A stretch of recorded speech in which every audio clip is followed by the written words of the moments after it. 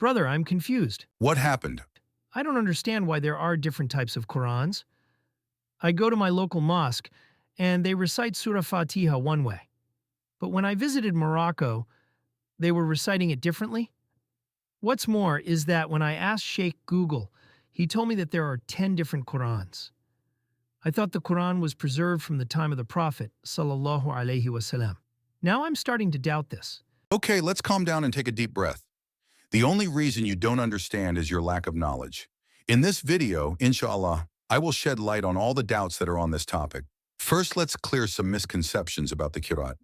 Many people think that there is only one Quran, so there is only one way to recite it. This is not true. The Prophet sallallahu alaihi wasallam said in a hadith, Jibril read the Quran to me in one way, and I continued asking him to read it in different ways till he read it in 7 different ways. This is talking about the 7 ahruf. The ahruf refer to the 7 different modes of recitation revealed to the Prophet sallallahu alaihi wasallam.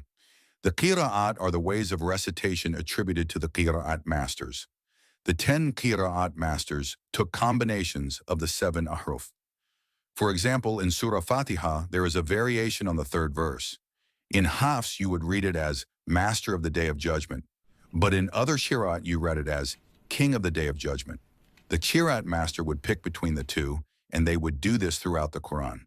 But the question is, do they contradict with one another?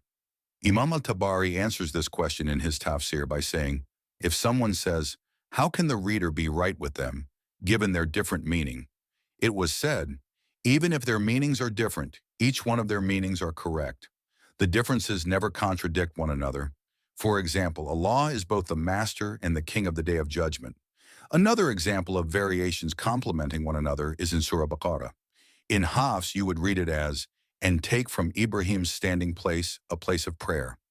This recitation is a command for people to take the maqam, standing place, of Ibrahim as a place of prayer. In another Qira'at, it says, and they took from Ibrahim's standing place a place of prayer. So this reading means that the people of previous nations took the maqam of Ibrahim as a place of prayer. As you can see from this example, the meanings add on one another. This is true for all the variations. They never contradict.